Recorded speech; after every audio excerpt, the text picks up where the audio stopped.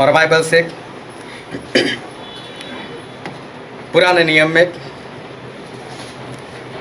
नित्य वचन उसका 27वां अध्याय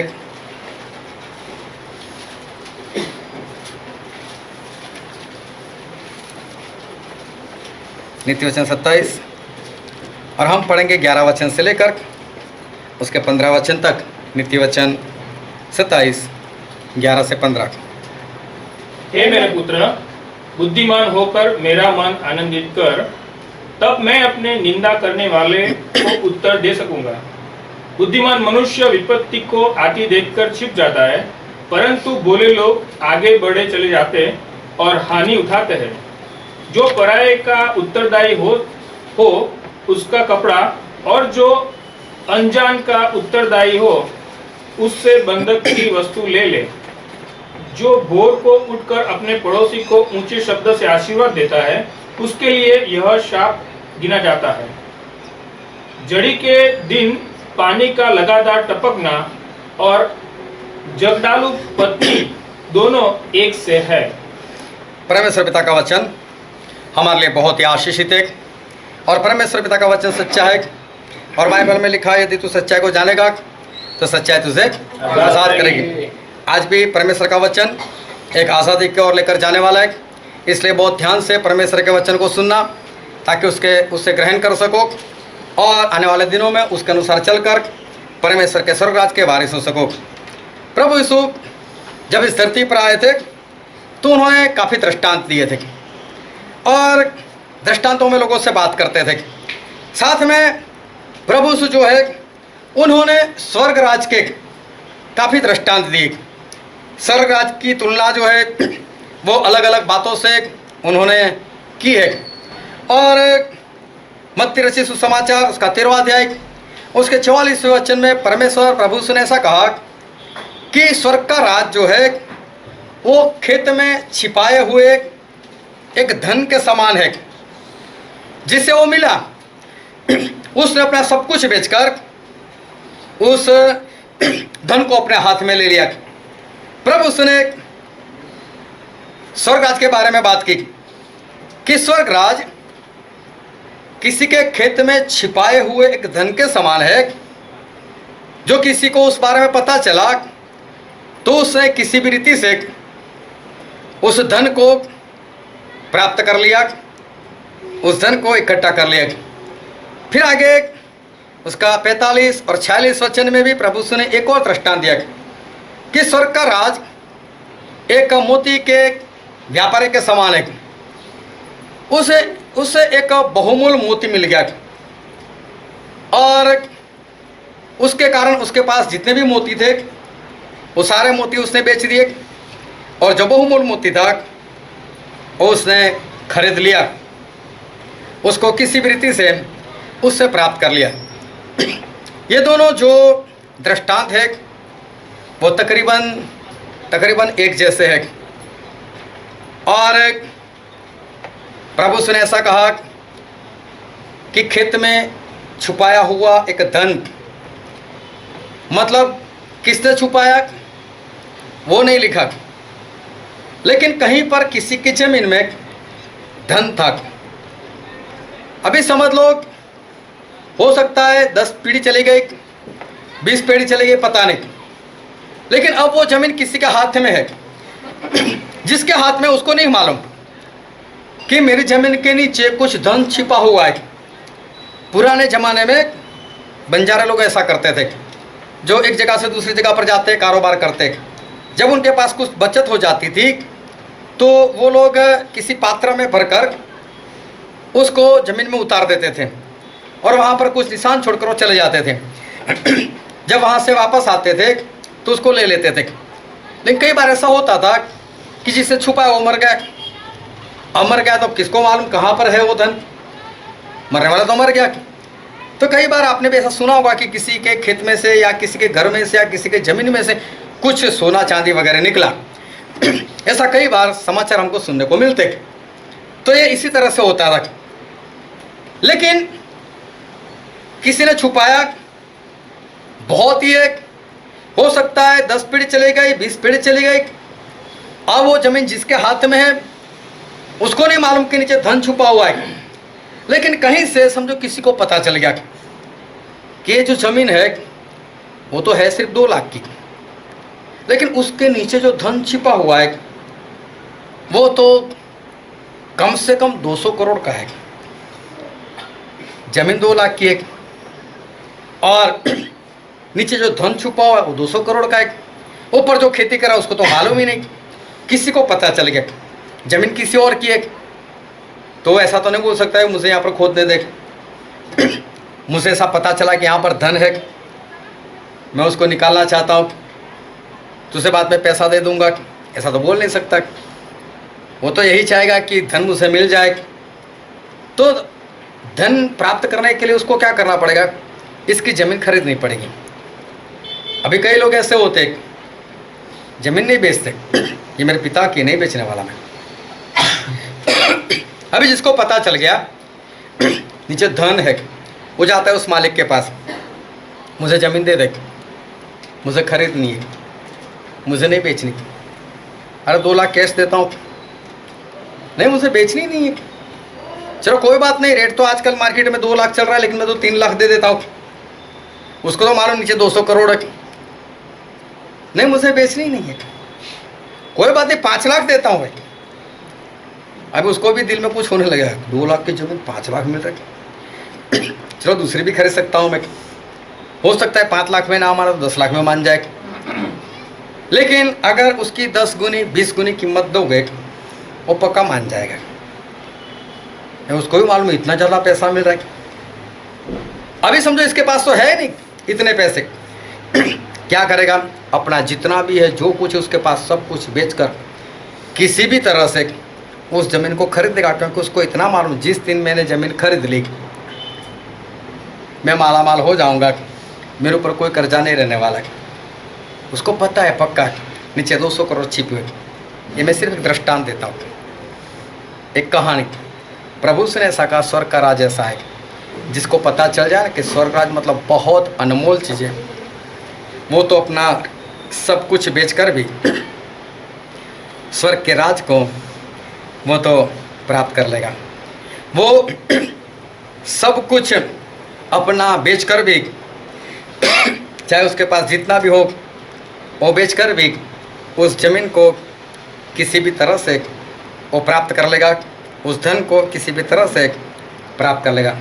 हो सकता है उसकी बहुत अच्छी जॉब हो, छोड़ देगा, लाओ जितना भी पैसा हमारे उसे जमा है पीएफ में, एफपीएफ में, जो भी है लाओ मुझे दे दो। हो सकता है उसका कारोबार हो, बहुत सारा उसने कुछ इकट्ठा किया हो, सब कुछ बेच दे, लेकिन सब कुछ बेचकर भी उस धन को वो हासिल करेगा। प्रभु उसने कहा, मैं स्वर्गराज की बात कर रहा हूँ। जिसको स्वर्गराज के बारे में पता चल जाए ना कि स्वर्गराज कितना अनमोल है, फिर वो कभी ऐसा नहीं बोलता मेरा कारोबार है ना, इसलिए आज मैं प्रभु भोज नहीं ले सकता, मेरी जॉब है इसलिए मैं परमेश्वर की संगति में नहीं रह सकता। अगर उसे सही में पता है कि स्वर्गराज कितना अनमोल है, तो उसके साथ में ये भी पता चलता है मेरी जॉब क्या काम की और मेरा कारोबार क्या काम का। कभी भी एक ऐसा किस्सा मुझे बताना कि जिसने परमेश्वर के लिए कुछ छोड़ा हो और उसके बाद वो भूखा मर गया हो, उसको कुछ ना मिला हो। ऐसा कुछ नहीं है, ऐसा होता नहीं है। प्रभु उसने जो दूसरी बात बताई कि स्वर्ग का राज एक व्यापारी, जो मोतियों का व्यापारी है उसके समान है। एक अच्छा मोती उसको मिल गया, कहीं पर है, किसी के पास है, उस तरह सारे मोती जो है, सारे मोती उसने बेच दिए। मोती वो महंगाई आता है। अभी उसने क्या किया, एक अनमोल मोती को प्राप्त करने के लिए, एक अच्छे मोती को प्राप्त करने के लिए, एक बढ़िया मोती प्राप्त करने के लिए अपने पास जितने भी मोती थे सारे बेच दिए। हो सकता है उसके पास जो था सब कुछ उसने बेच दिया और मोती उससे खरीद लिया। लेकिन प्रभु से तो स्वर्गराज की बात कर रहे कि स्वर्गराज एक ऐसा मोती है जो बहुत ही अनमोल है। उसमें अगर दादाजी से या पिताजी से अगर कुछ धन भी मिला है विरासत में, उसकी भी कोई कीमत नहीं। ये सब उसके सामने एक बेकार हो जाता है। और ये सब चीज़ें, इसकी कीमत उस मोती के सामने, उस परमेश्वर के राज के सामने ये कुछ भी मायने नहीं रखता। हो सकता है इंसान की दृष्टि में उसकी पत्नी, उसका पति वो एक मोती के समान हो, उसका माता पिता, उसके बच्चे, उसके भाई बहन, उसके रिश्तेदार, birthday party, marriage party, anniversary आदि सब कुछ उसके जीवन में एक मोती के समान हो। यह अनमोल है, जाना चाहिए, उसमें होना चाहिए। लेकिन अगर किसी को अनमोल मोती मिल जाए, स्वर्ग मिल जाए, तो उसके सामने ये सारे मोती जो है वो फीके पड़ जाते। और तब इंसान कभी भी ये बहाना नहीं बताता मेरी पत्नी की वजह से मैं नहीं आया, मेरे पति की वजह से नहीं, मेरे माता पिता की वजह से ऐसा हुआ, क्योंकि उसको मालूम ये मोती क्या काम के, इससे बढ़िया मोती एक है वहाँ पर। और ये मोती नहीं होगे तो भी चलेगा, लेकिन वो मोती जो स्वर्ग राज है वो तो मुझे चाहिए ही चाहिए। इसलिए प्रभु से ऐसा कहते हैं। हम बाइबल में क्वेश्चन पढ़ते हैं, मत्ती रचित सुसमाचार उसका 10वां अध्याय, उसका 37 जो माता या पिता को मुझसे अधिक प्रिय जानता है वो मेरे योग्य नहीं। एक बार फिर से पढ़ो तो। जो माता या पिता को मुझसे अधिक प्रिय जानता है, हाँ, वह मेरे योग्य नहीं। ऐसा किसने बोला? हाँ बोलो जोरों से। किसने बोला ऐसा? प्रभु से ने बोला। बहुत ध्यान से समझना, मैं आपके सामने सिर्फ वही बात रखता हूँ जो परमेश्वर ने बोली। मैं तो बस उसको दोहरा कर वही बात, मेरे मन का कुछ नहीं होता। जो परमेश्वर के वचन में लिखा है वही मैं एक बार फिर से उसको आपके सामने पिरोसने का प्रयत्न करता हूँ। अगर कोई बोले कि स्टैनली भाई ऐसा सिखाते, तो सच तो है ही, क्योंकि बाइबल में लिखा है। तो मैं बाइबल के विरोध की बात तो नहीं करूँगा। प्रभु यीशु ने ऐसा बोला, जो कोई मुझसे ज़्यादा किसको प्रेम करता है? माता या पिता को। क्या और लिखा? जो बेटा या बेटी को हाँ मुझसे अधिक प्रिय जानता है, वह मेरे योग्य नहीं। वह मेरे योग्य नहीं। परमेश्वर ने बहुत स्पष्ट बोल दिया कि जो कोई इंसान मुझसे ज़्यादा अपने किसी भी रिश्तेदार से प्रेम करता है तो वो मेरे योग्य नहीं। ध्यान से समझना, इसका मतलब क्या हुआ? अगर आप प्रभु से ज़्यादा अपने पति से, अपनी पत्नी से, अपने बच्चों से या माता पिता से प्रेम करते हो तो आप किसके योग्य नहीं? हिम्मत से बोलना, बाइबल में लिखा है, गलत नहीं। बाइबल में जोरों से बोलना सीखो। प्रभु यीशु के। हाँ, आप प्रभु से के योग्य नहीं। तो स्वर्ग में कौन है? प्रभु यीशु। हालेलुया। हालेलुया। तो प्रभु से बोले तो मेरे योग्य नहीं, मतलब कहाँ पर नहीं जाएगा वो स्वर्ग में नहीं जा सकता। फिर लूका में लिखा है, लूका उसका 14वां अध्याय, उसका 26 वचन।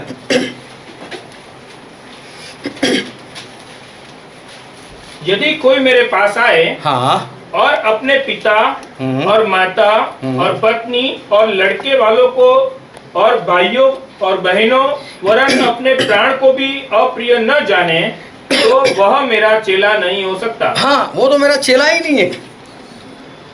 जो अपने पति को, अपने पत्नी को, अपने बच्चों को, माता को, पिता को, जितनी भी चीजें, यहाँ तक कि उसके खुद के जान को भी, उसके खुद के प्राणों को भी अप्रिय ना जाने, मतलब खुद से भी बैर रखो, ऐसा परमेश्वर कहते। तो जो खुद को भी अप्रिय ना जानता हो तो प्रभु यीशु कहते वो मेरा चेला नहीं हो सकता। फिर उसका 33 वचन। इसी रीति से तुम में से जो कोई अपना सब कुछ त्याग न दे, अपना सब कुछ त्याग न दे, तो वह मेरा चेला नहीं हो सकता। अब सब कुछ में क्या रह गया? सारा कुछ आ गया। हालेलुया। हालेलुया। क्योंकि इंसान जब बाइबल पढ़ता है तो बहुत अच्छे से पढ़ता है, क्योंकि वो यही देखने को प्रयत्न करता है कि कहीं पर कुछ छुट्टी तो नहीं मिल जाती मुझे। हाँ, एक वकील बाइबल पढ़ रहा था आखिरी दिनों में, बोले पूरी ज़िंदगी तो सच का झूठ कर दिया, पैसे कमाई कर लिए, गाड़ी ले ली, बंगला ले लिया, अभी बाइबल पढ़ने लगे। बोले उसमें भी दिख रहा हूँ कि कहीं भाग निकलने का कुछ मिलता है कि नहीं। तो परमेश्वर के सामने मैं बोलूँ ना कि परमेश्वर में ऐसा था वैसा था, क्योंकि मोहम्मद अली जिन्ना वो वकील रह चुके थे। उनके ज़माने में, पहले बात ये बता चुका था, उनके ज़माने में वो किसी का केस लड़ रहे थे, जिसका केस लड़ रहे थे उसको फांसी होने वाली थी। सभी वकील मना करते हम नहीं लड़ेंगे क्योंकि फांसी होने वाली। ये बोलते मैं बचा सकता हूँ तुझसे। और केस चलता गया, इन्होंने कोई दलीलबाजी की नहीं। आखिर में केस हार गए, उसको फांसी हो गई। बोले आपने इतने पैसे लिए, मुझे इतना हौसला दिया, और आखिर में तो मुझे सज़ा तो वही हो गई। बोले सज़ा हुई, अभी मरा कहाँ था, मैं बचा लूँगा तुझसे। तो उस वक्त कानून ऐसा कहता था कि आखिरी इच्छा उसकी पूरी करनी है। तो आखिरी इच्छा उसको पूछी गई, इसे इसको समझा कर भेजा। जब आखिरी इच्छा पूछे तो ऐसा बोलना, आखिरी इच्छा पूछी गई। बोले जैसे ही मुझसे फांसी के फंदे पर लटका जाए वैसे ही उतार दिया जाए। अभी लटकाया और उतार दिया, वो तो जिंदा रह गया, सजा की सजा मिल गई, जिंदा का जिंदा रह गया। उसके बाद कानून में सुधार किया गया कि जब तक इंसान मर ना जाए तब तक उसको नहीं उतारना है। उसके बाद में सुधार किया गया। तो बाइबल में ऐसा कुछ नहीं मिलने वाला, क्योंकि ये तो परमेश्वर ने लिखा है। तो बाइबल में ऐसा कुछ नहीं। जो कोई अपना सब कुछ त्याग न दे वो मेरा चेला नहीं हो सकता, वो मेरे योग्य नहीं। इसका मतलब क्या हुआ कि हमें अपना जितना भी कुछ है उसको त्याग देना है। अभी त्याग का मतलब एक बार फिर से समझ लेना कि त्याग का मतलब परमेश्वर ये नहीं कहना चाहते कि अपनी पत्नी को छोड़ दो, पति को छोड़ दो, सभी को घर पर भगा दो और अकेले रहो और मेरे पीछे भागो, ऐसा नहीं। कहने का मतलब ये है कि पहले में बाद में ये सब। जब मेरी बात आए तो इनको पीछे रखो, तब ऐसा नहीं मैं तो छोड़कर नहीं जा सकता। और वो तो आ ही चुके घर में, अभी उसकी इतनी परवाह मत करो। तो हमारे जो परमेश्वर है, वो हमारे परमेश्वर ने जो कुछ भी लिखा है वो उनके ज्ञान से लिखा है, और से जो भी लिखा है वो सब कुछ सही लिखा है। और तो ये सब कुछ जो परमेश्वर ने लिखा कि जो कोई मुझसे ज़्यादा अपने रिश्तेदारों से प्रेम करता है वो मेरे योग्य नहीं, जो कोई अपने आप से भी बैर नहीं रखता वो मेरा चेला नहीं। तो ये सारी बातों का मतलब क्या होता है?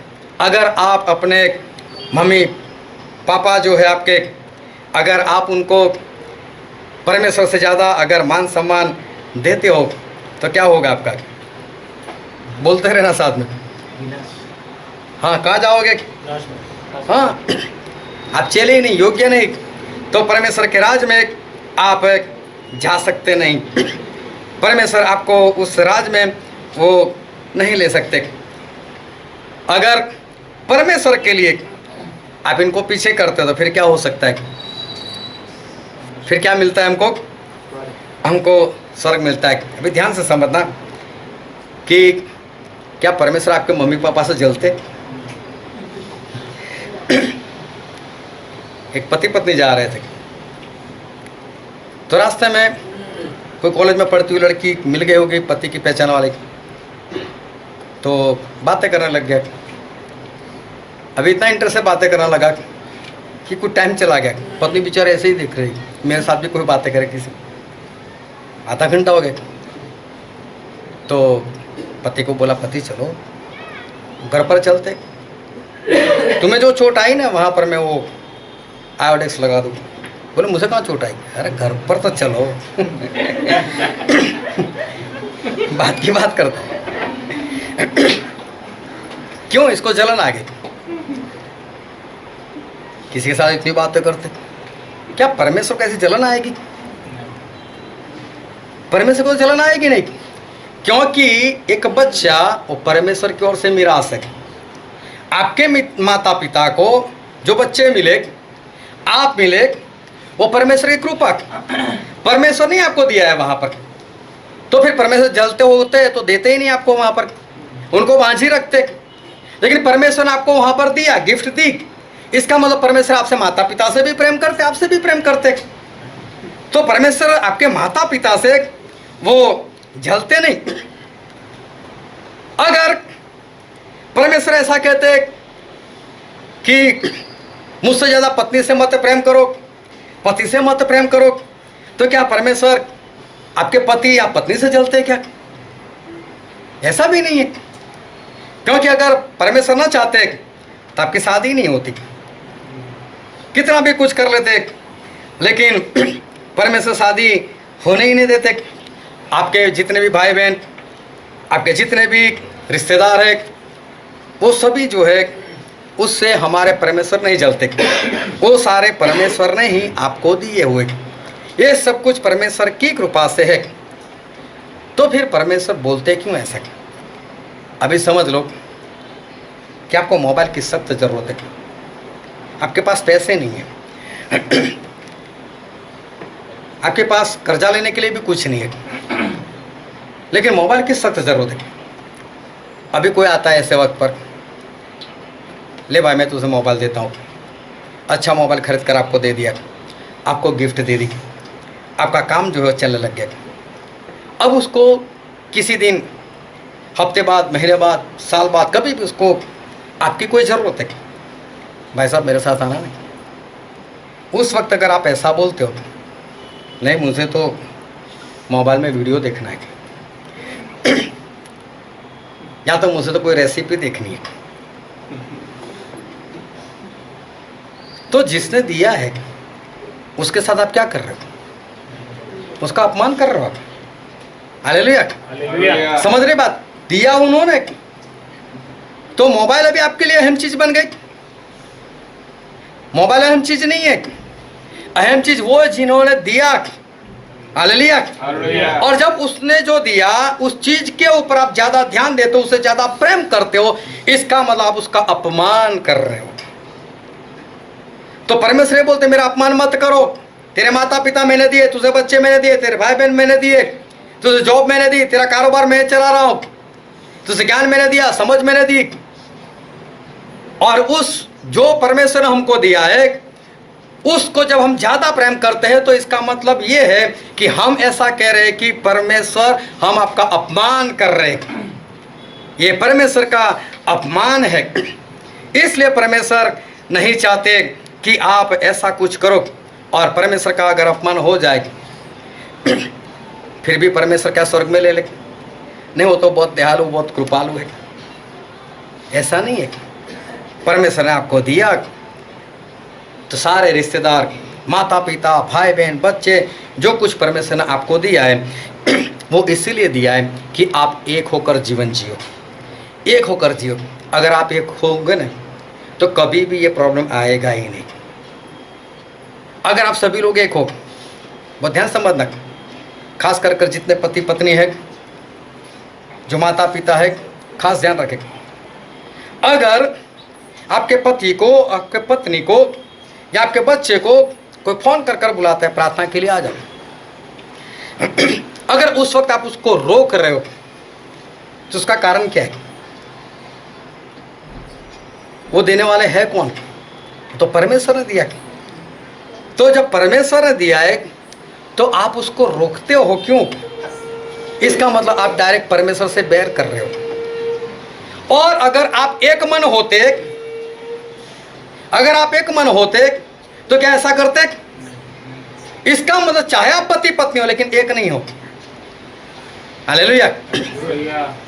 पति बोलता है ना मैं ये करता हूं, तो पत्नी बोलती है हाँ ऐसा ही करो, इसको बोलते एक मन। पत्नी बोलते मैं ये करने के लिए जा रहा हूँ, पति बोलता हाँ ऐसा ही होना चाहिए, इसको बोलते एक मन। लेकिन जब एक विश्वास नहीं, एक मन नहीं, परमेश्वर के प्रति एक समान प्रेम नहीं लोगों का, और मेरे लिए बस ऐसा करते हो, मीटिंग छोड़कर चले जाते हो। आप तो देखते भी नहीं मेरे साथ शादी की, ऐसा होता तो प्रभु से शादी कर लेनी थी ना, नहीं आना था। अरे अभी भी कौन सी शादी हुई? तुम सिर्फ शारीरिक संबंध रखते हो, कहाँ आत्मा से एक हो?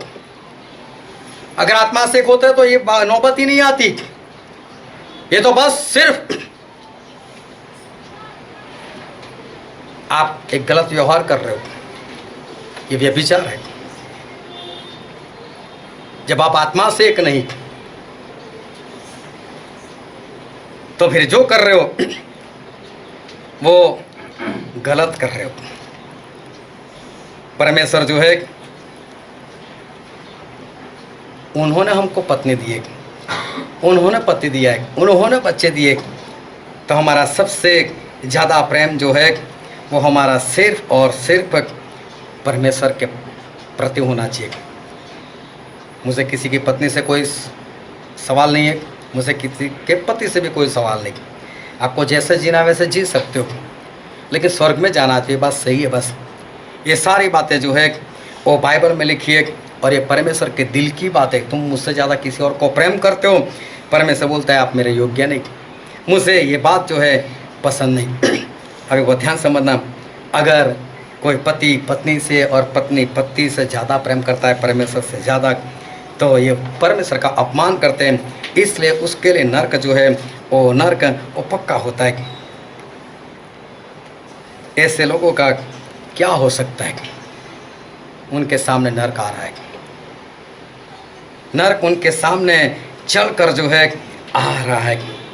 इसका मतलब ये है कि जो परमेश्वर से ज़्यादा प्रेम रखता है उसके सामने स्वर्ग आता है, लेकिन जो परमेश्वर से ज़्यादा प्रेम नहीं करता, किसी और से ज़्यादा प्रेम करता है, तो समझ लो नरक का दरवाज़ा उस इंसान के प्रति वो हमेशा खुला रहता है।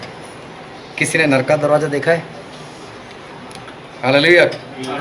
मैं नरक का दरवाज़ा आपको दिखा देता हूँ। नरक का दरवाज़ा कहाँ पर है? गिनती के पुस्तक में ऐसा लिखा है, गिनती का पुस्तक उसका 16वां अध्याय उसका 31 और 32 वचन। वह ये सब बातें कह ही चुका था कि भूमि उन लोगों के पांव के नीचे फट गई और पृथ्वी ने अपना मुंह खोल दिया और उनका घर द्वारा सामान और कोरा के सब मनुष्य और उनकी सारी संपत्ति को भी निगल लिया। हाँ, यहाँ पर जो शब्द लिखा है कुछ को गुजराती में पढ़ो तो।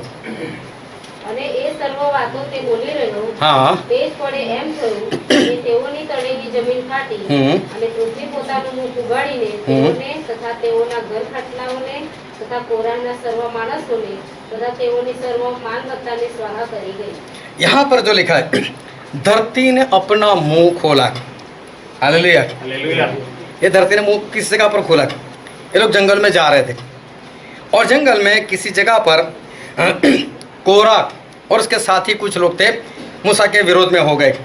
मूसा ने बोला अगर मैं परमेश्वर का दास हूं तो आज ऐसी बातें हो जाए कि आपकी कुदरती मौत ना होने पाए, लेकिन धरती अपना मुंह खोले और धरती मुंह खोलकर उनको जिंदा ही अपने अंदर निगल ले। यही बात को अगर भजन संहिता में पढ़ोगे तो ऐसा लिखा है शेओल ने अपना मुंह खोला, मतलब कि नरक ने अपना मुंह खोला। तो नरक कहाँ था? उस जंगल में, वो नरक का जो मुंह था उस जंगल में था जहाँ पर कोरा के लोग थे। अभी क्या उसका वहीं पर मुंह होना चाहिए? धरती का गोला जो ऐसे गोल है उसके बराबर बीच में नरक है। मैं ऐसा बोल सकता हूँ कि मेरे नीचे नरक है, धरती के अंदर पाताल में। अगर अमेरिका जो है वो भारत के इस पार है, वहाँ अगर कोई खड़ा तो वो भी ऐसा बोल सकता है कि मेरे नीचे नरक आया हुआ है। तो चारों ओर नरक जो है ना बीच में छाया हुआ है और वो कहीं से भी अपना मुंह खोलता है, लेकिन किसके लिए खोलता है? जो परमेश्वर के रास्ते पर सही से नहीं चलता। अभी नरक में जाने का मतलब ये नहीं है कि धरती ही मुंह खोले और अंदर किसी को निकाले। अभी रास्ते में कोई जा रहा है, उसका एक्सीडेंट हो गया, तो बाइबल में क्या लिखा है? जो अपनी गर्दन अकड़ रखते ऐसे मानता नहीं परमेश्वर के वचन को, बार बार उसको समझाते फिर भी नहीं मानता, वो एक्सीडेंट में मर जाता है। तो नहीं मानने की वजह से जो मर जाते हैं वो कहाँ गए? वो तो नरक में गए। तो इसका मतलब चाहे वो ट्रक के नीचे आ गया, चाहे ट्रेन के नीचे आ गया, कहीं पर भी आ गया, वो नरक है उसके लिए। क्योंकि उसके आत्मा को डायरेक्ट पहुंचा दिया उस नरक में। तो इसका मतलब जो भी इंसान सही से नहीं चलता ना, नरक का मुंह उसके पास में ही है। हालेलुया। हालेलुया। कभी भी वो अपना मुंह खोलेगा और कभी भी उसको अंदर ले लेगा।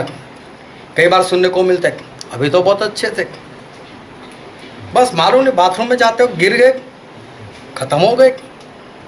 अरे हमारे साथ बात की, ऊपर वाली मंजिल पे गए, कुछ देर बाद हम गए तब तो मर चुके थे। कहीं पर भी नरक का दरवाजा खुला है, कहीं पर भी नरक आपको निगल सकता है। अगर आप सही रीति से परमेश्वर के रास्ते पर नहीं चलते तो कहीं पर भी नरक आपके पीछे पीछे ही, कहीं पर भी नरक निगल सकता है। हालेलुया। एक दृष्टांत प्रभु ने और दिया, वो भी मत्ती 13 में लिखा है 47 से 50 तक। उसमें प्रभु ने ऐसा कहा है कि परमेश्वर का राज एक जाल के समान है, जिसको लोगों ने समुद्र में डाला और फिर उसको बाहर निकाला तो उसमें बहुत सारी चीजें आई, लेकिन जो उसमें निकम्मी चीज थी उसको निकालकर फेंक दिया, और जो अच्छी चीज थी वो उन्होंने अपने कुठार के अंदर उसको भर दिया। इसी तरह से परमेश्वर के स्वर्गदूत आएंगे और संसार के अंत में जो निकम्मे लोग हैं उनको उठाकर नरक में डालेंगे, और जो परमेश्वर के लोग हैं उसको स्वर्ग में ले लेंगे। तो जाल जो है किसके लिए डाली जाती है? वो तो मछली के लिए डाली जाती है। इसका मतलब मछली के सिवा जितना भी जाल में आता है वो सारी निकम्मी चीज़ें होती है। चाहे वो केकड़ा समझ लो, चाहे मगरमच्छ आ जाए अंदर, चाहे कोई सांप आ जाए, चाहे वो शंख आता है वो आ जाए, चाहे कितनी भी चीज़ें आ जाए उस जाल के अंदर, उसको तो उठा कर फेंक देंगे, निकम्मी चीज़ें। और परमेश्वर ने ऐसा बोला कि स्वर्ग का राज एक जाल के समान है। तो जाल तो ऐसे चारों ओर छाया हुआ है, सभी लोग जाल के अंदर घुस गए।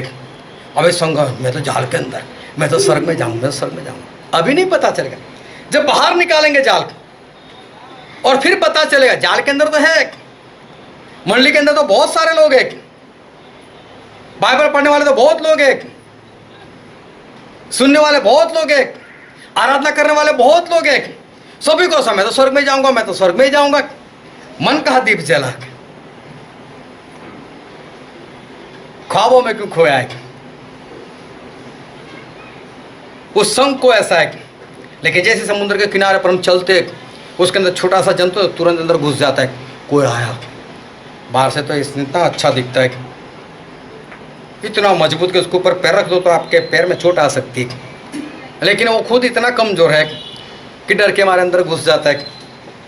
आज कितने विश्वासी ऐसे लोग हैं, बड़ी बड़ी बातें तो करते। एक भाई आया, बोले आपके भाई को कैंसर है, आज ही चलते, अभी चलते उसके घर, राइटिंग में दे देता हूँ तेरा कैंसर गया। इतनी उछल कूद कर ली, उसके बाद आज तक फोन नहीं आया। संग के समान विश्वास, लेकिन हल्की सी आहट अंदर घुस गई। सांप के समान, सांप देखने में बहुत अच्छा लगता है। हाँ सही, कितना चिकना होता है। कोई अच्छा होता है उसको नहीं बोलते चिकना लगता है। उसका हाथों में उठाओ फिसल जाता है, उसका मुंह देखो, उसकी जबान देखो, लेकिन जहर कहीं पर छुपा हुआ है। बहुत अच्छे से बात करता है, लेकिन मन में जहर होता है। हमें ऐसा, मेरे साथ इतनी अच्छी बातें कर रहा था, इतना जहर था उस वक्त उसके अंदर। कभी आपको अनुभव हुआ होगा, किसी के साथ 5 मिनट बात कर ली, ऐसे दिल में घुसकर अंदर की बातें बाहर निकाल दी, आपने भी खुशी खुशी बोल दिया, और फिर जाकर किसी और को बताया, इतना जहर था। केकड़ के समान पैर ऐसे चलने चाहिए, केकड़ के ऐसे ऐसे चलते, इधर मुंह रखता टेढ़ा चलता है। कई लोग ऐसे होते, प्रभु ने ऐसा कहा है, बाइबल में ऐसा लिखा है, सब कुछ मालूम है, चलते ही टेढ़े। लोग सुने, हाँ क्या बात है, सही लाइन पर चल रहा है, लेकिन जब देखेंगे तब पता चला ऐसे ऐसे ऐसे करके इधर चला गया होता। जहाँ पर जाना था नहीं गए। ये सारी निकम्मी चीज़ें हैं, ये सारे निकम्मे लोग हैं। स्वर्गदूत आएंगे, निकम्मे लोगों को बाहर निकाल देंगे। लेकिन जाल किसके लिए डाली गई थी? सिर्फ और सिर्फ मछली के लिए। और हम तो सब मछली को मानने वाले, मछली खाने वाले लोग। मछली जब भी पकाते तो क्या करते घर में मालूम है? नमक डालकर उसको थोड़ी देर रखते, नमक अंदर चला जाएगा, खाने में टेस्ट आएगा। क्योंकि समुद्र में रहकर भी, नमक के साथ रहकर भी नमक अपने अंदर नहीं आने देती मछली। हम भी संसार में रहते हुए, पाप में रहते हुए, लेकिन पाप हमारे अंदर नहीं आना चाहिए। इस तरह से मछली के समान जीवन जीना चाहे तो स्वर्ग है। स्वर्ग का राज मछली के लिए। जाल मछली के डाली, वो तो तो कोई भी जाता है, तो सभी को ऐसा है। वो तो जब बाहर निकालेंगे जाल, तब पता चलेगा मैं तो निकम्मा था, मैं तो निकम्मी थी, मैं कहाँ पर यहाँ पर फंस चुका था। और इसलिए जाल तो है सिर्फ मछली के लिए। अगर मछली जैसे नहीं है तो क्या हो सकता है? हालेलुया। अगर इंसान मछली जैसा नहीं है तो क्या हो सकता है? नर्क। नर्क उसके पीछे ही है। मुंह खोलकर कभी भी वो नर्क जो है वो उसको खा सकता है, उसको कभी भी उसको निगल सकता है। चाहे वो ऐसा माने, नहीं मैं तो स्वर्ग में ही जाऊंगा, मैं तो स्वर्ग में ही जाऊंगा, लेकिन नर्क कभी भी उसको निगल सकता है। फिर प्रभु से एक दृष्टांत और दिया, स्वर्ग के राज का दृष्टांत। मत्ती 22:1-14 में कि एक राजा था, उसके बेटे की शादी का न्योता लोगों को दिया हुआ था, खाने के लिए सभी को बुलाया था, सभी लोग खाने के लिए आए। और जब राजा ने वहाँ पर जाकर देखा तो एक इंसान ऐसा था जिसे शादी वाले कपड़े नहीं पहने थे। हम कई बार ये वचन देख चुके। ये शादी का कपड़ा मतलब उस जमाने में जो लोग धनवान होते थे वो कि कभी भी किसी को शादी पर बुलाते थे तो नया कपड़ा अपनी ओर से देते थे, ये नया वाला कपड़ा पहन कर आना ताकि मेरी इज्जत बनी रहे। धनवान इंसान ऐसा करता था और सभी लोग उसके कपड़े पहन कर आते थे। ये जो राजा है वो तो यहोवा परमेश्वर है, जो बेटे वो तो प्रभु यीशु है, उनकी दुल्हन तो हम है। खाने पर हमको बुलाया गया, कलीसिया वाले को बुलाया गया है, लेकिन कपड़ा मतलब बाइबल में लिखा है, एक वचन पढ़ लो, नित्य प्रकाशित वाक्य 19:8।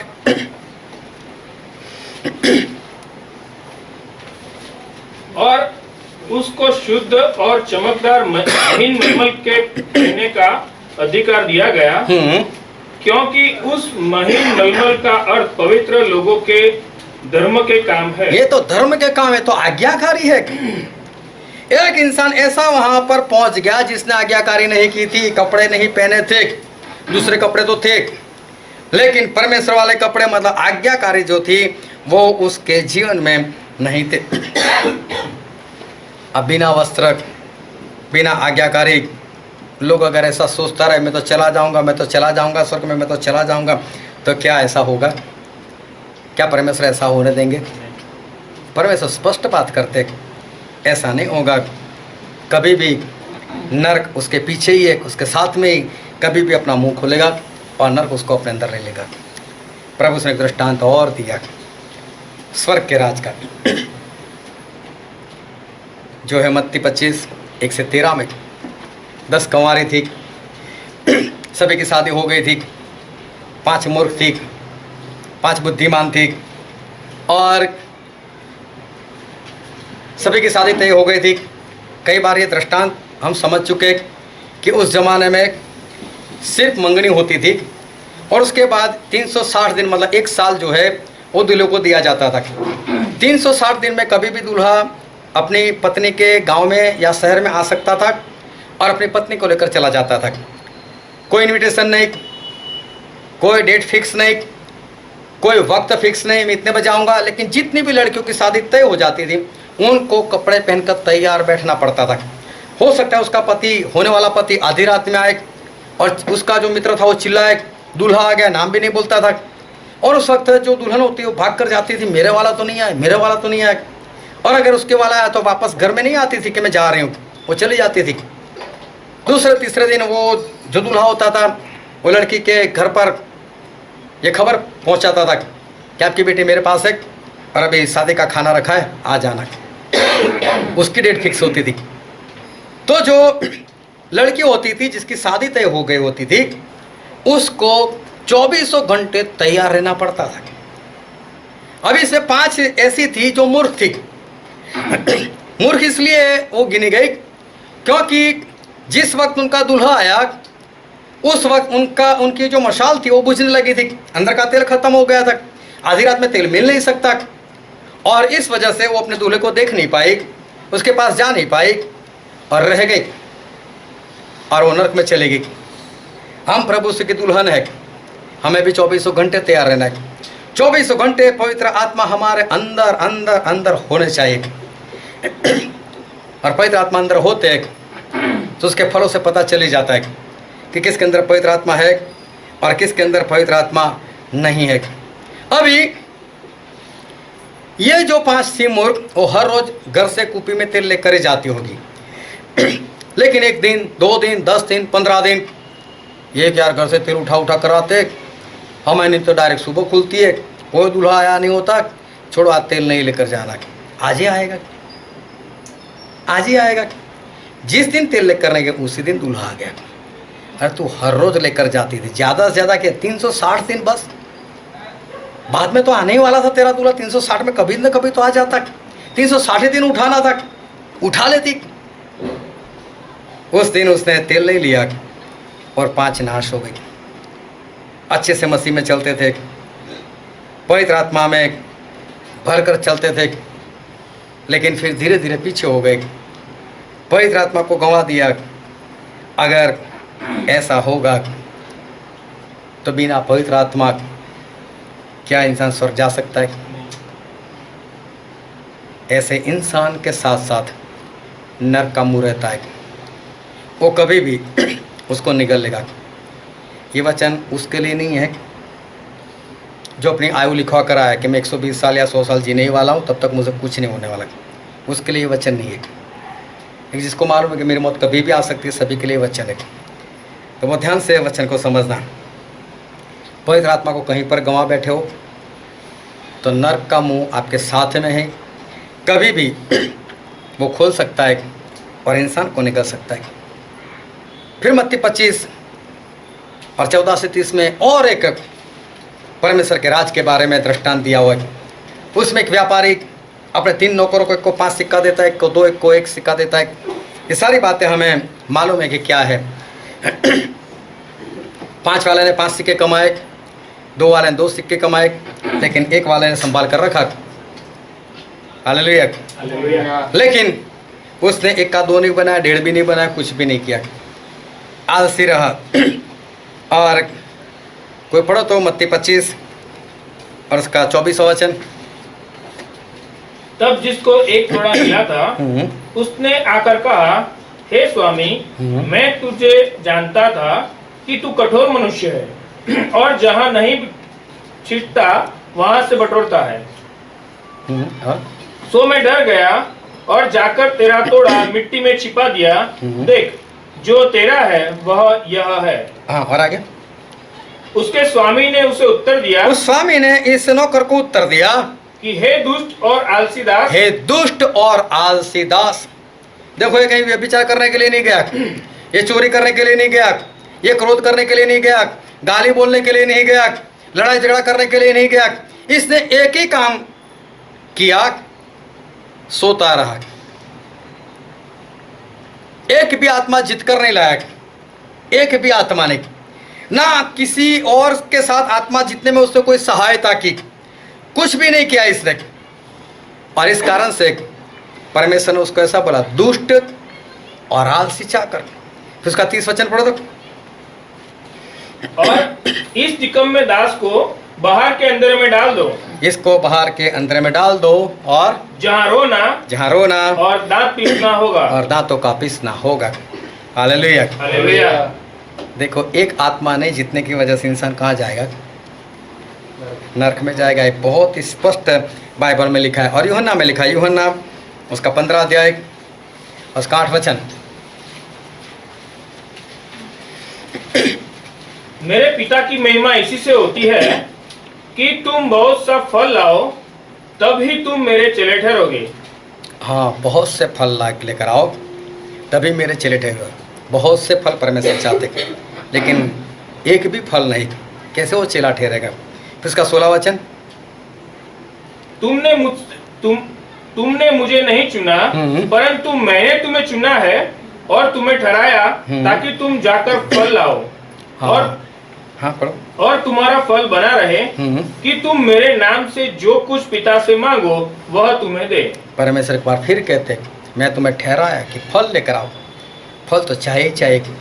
अगर कोई सोचता है कि मेरे पास फल नहीं होगा तो अभी मैं स्वर्ग में चला जाऊंगा, तो एक भ्रम है उसको। नरक ऐसे लोगों के पीछे वो लगातार चल रहा है।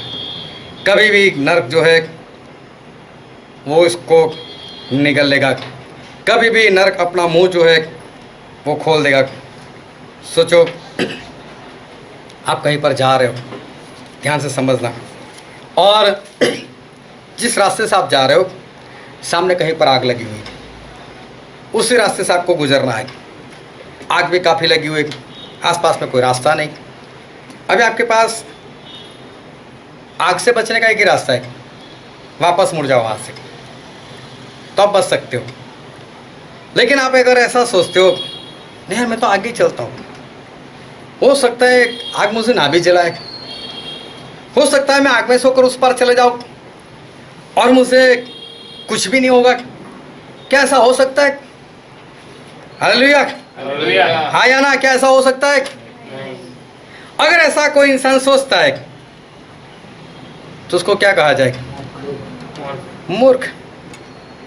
ये तो मूर्ख है।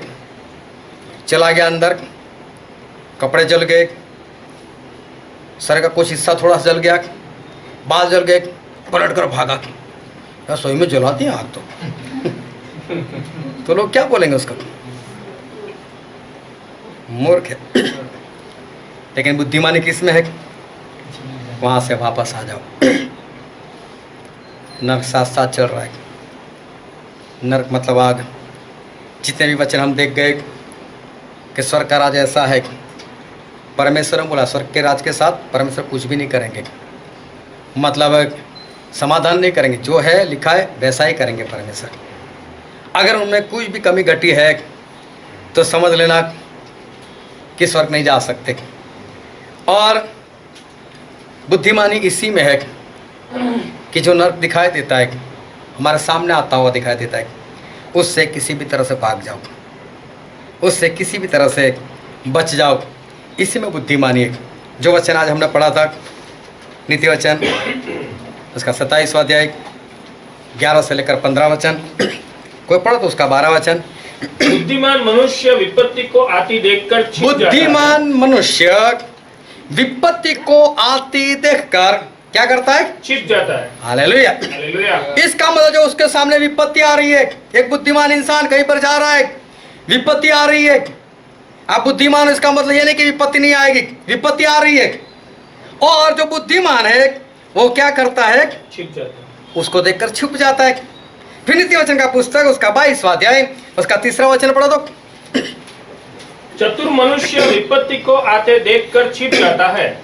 चतुर मनुष्य, बुद्धिमान मनुष्य विपत्ति को आते देखकर छिप जाता है, मतलब विपत्ति से पीछा छुड़ा लेता है, वो वहां से भाग जाता है। विपत्ति से कैसे भागोगे? अभी समझो, हम जिस विपत्ति की बात कर रहे हैं वो तो नरक है। नरक से कैसे भाग सकते हो? क्या इंसान भाग भाग करे, इतना दूर चला जाए, उतना दूर चला के नरक वहां तक पहुंचे नहीं? क्या ऐसा हो सकता है? धरती के गोलों में चारों ओर बीच में नरक है। जहां पर इंसान है जो परमेश्वर के वचन के अनुसार नहीं चलता, नरक का मुंह उसके पास ही है। आप कितना भी भागो, लेकिन इंसान उस नरक से अपने आप को नहीं बचा सकता, भाग कर नहीं बचा सकता। वो कितना भी भागे, लेकिन नरक वहीं पर है। एक बार कई बार से मुझसे फ़ोन आया, बस टनी पे आप मुझसे कितना दूर रहते हो? मैं बोला घर के बाहर निकलो, आसमान में देखो क्या दिखाई देता है। बोले चाँद दिखाई। मुझे भी दिखता है, इतने तो पास में है।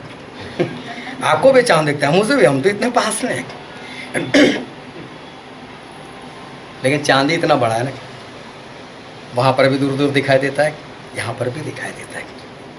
नर कितना बड़ा है, कितना भी भागो ना, इंसान उससे अपने आप को बचा नहीं सकता।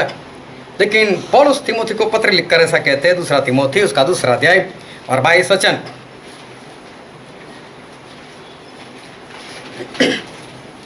जवानी की अभिलाषाओं से भाग। हाँ, जवानी की अभिलाषाओं से भाग, तेरी इच्छाओं से तू भाग। भागने का मतलब क्या? क्या तिमोथी कहीं पर भागता ही रहे? क्या इच्छा उसके पीछे पीछे नहीं आएगी? वो इच्छा तो उसके दिल में पड़ी हुई है, उसके हृदय में इच्छा है। तो पौलुस कहते हैं भाग। तो भागने का मतलब क्या है? भागने का मतलब सही में ये है, छोड़। हालेलुया। हालेलुया। भागने का मतलब छोड़।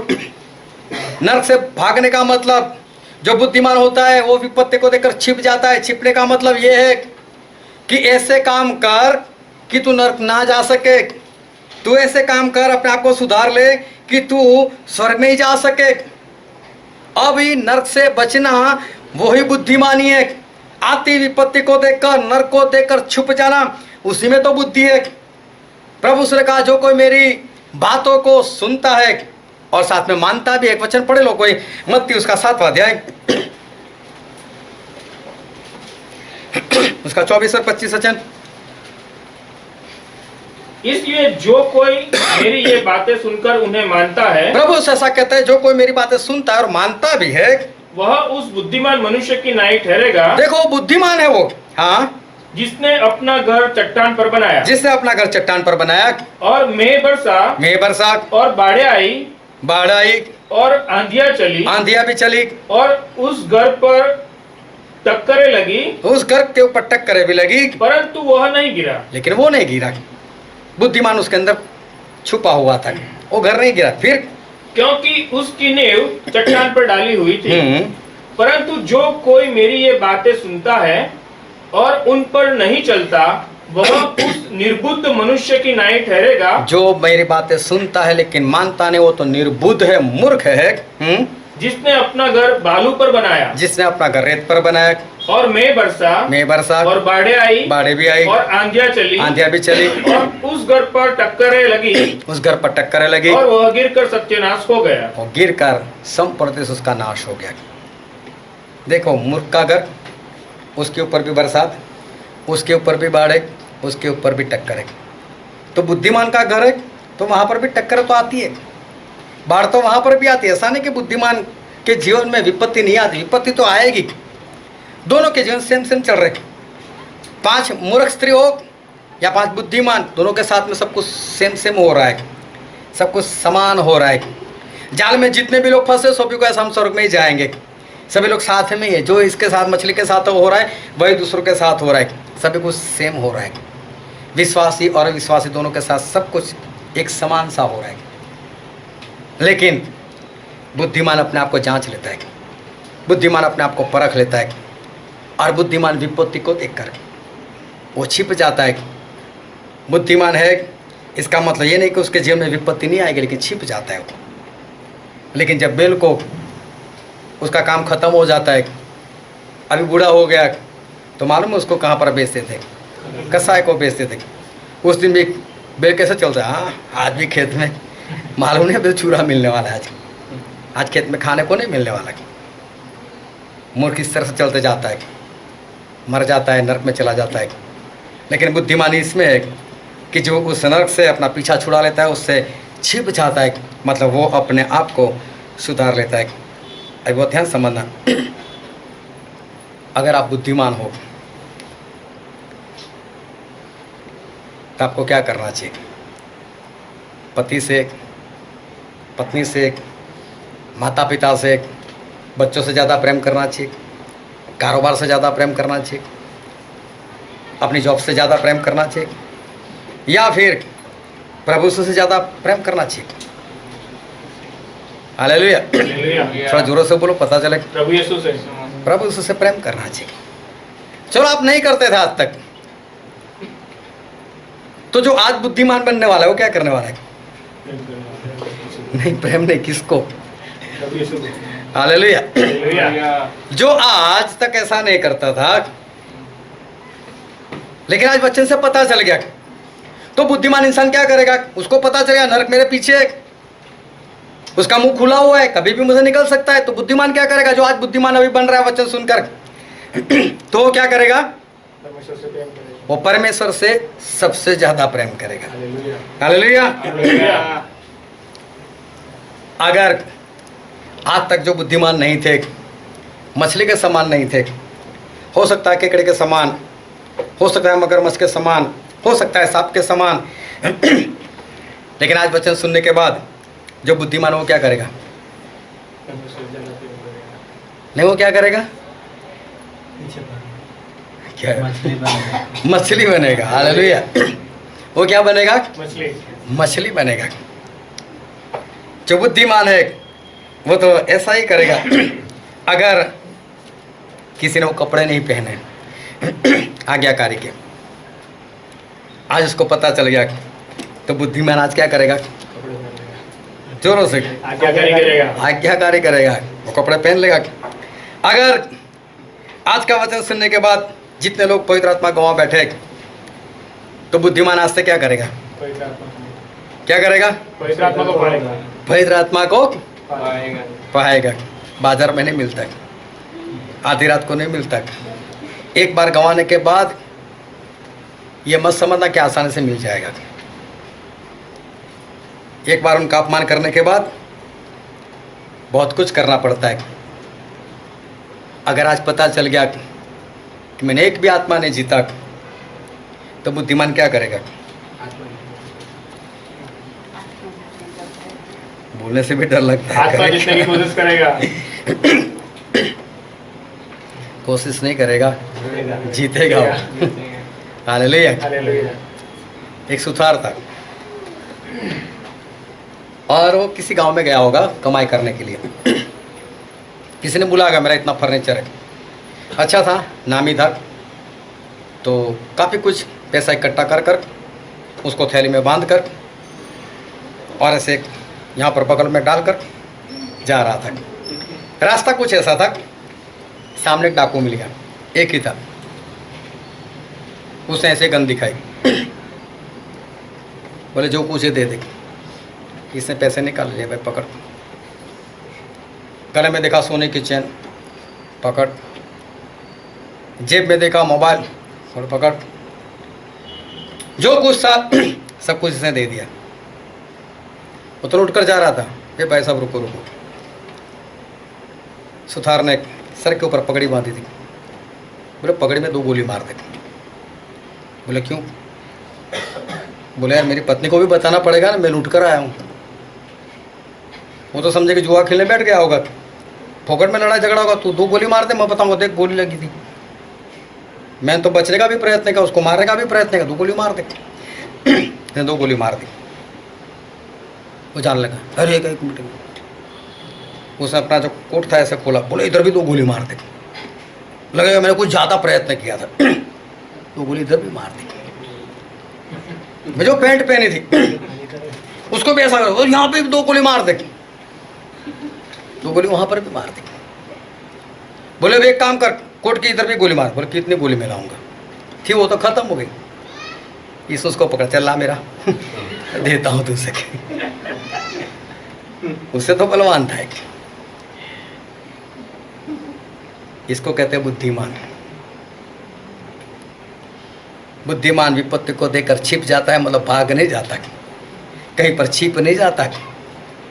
वो करता कुछ ऐसा है कि विपत्ति उसके जीवन से चली जाए, वो अपने आप को वो सुधार लेता है। किसी का पिताजी बीमार था, उम्र भी थी, 80-85 हो गई होगी, अस्पताल में लेकर गए। डॉक्टर ने भी देखा मरने ही वाला है ये तो। डॉक्टर बोला देख भाई जिए या मरे बिल भरना पड़ेगा, कहीं ऐसा ना हो कि तू बिल ना भरे। बोला भर दूंगा बिल, जो भी जितना भी इलाज करना करो। अच्छे से इलाज किया, बिल ज़्यादा बना लिया, पिताजी मर गए। ये भाई साहब गए, डेड बॉडी उठाकर जा रहे थे, भाई साहब बिल तो भरो। बोले किस बात का? मैंने पहले ही बोला था मर जाए या जिए बिल भरना है। बोला हाँ, तूने मार दिया इसको। बोला नहीं, फिर मैं मारेगा कैसे बिल भरूं? तूने जिलाया उसको, वो तो मर चुका है, जिलाया भी नहीं। बुद्धिमान बनो, बुद्धि होनी चाहिए। बुद्धिमानी इसी में है कि बार बार हर संडे, हर सोमवार, हर मंगलवार बस वचन सुनते रहते हो, जहां पर बैठते हो जगह गर्म कर कर चले जाते हो, लेकिन कभी भी एक आत्मा जीत कर बताओ, परमेश्वर के लिए कुछ खर्च कर कर बताओ, जो परमेश्वर ने रास्ता बताया उसके हिसाब से कुछ कर कर बताओ। बुद्धिमान किसी भी तरह से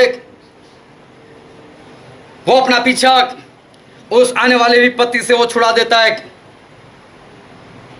और जो मूर्ख होता है ना वो तो हमेशा बेवकूफ बनता है।